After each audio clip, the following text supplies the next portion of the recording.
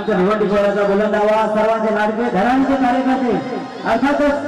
हेमंतगिरी उर्फ रंगाबाई ओ रंगाबाई पण आता बदलल्यामध्ये हल्लीला रंगाबाई रंगाबाई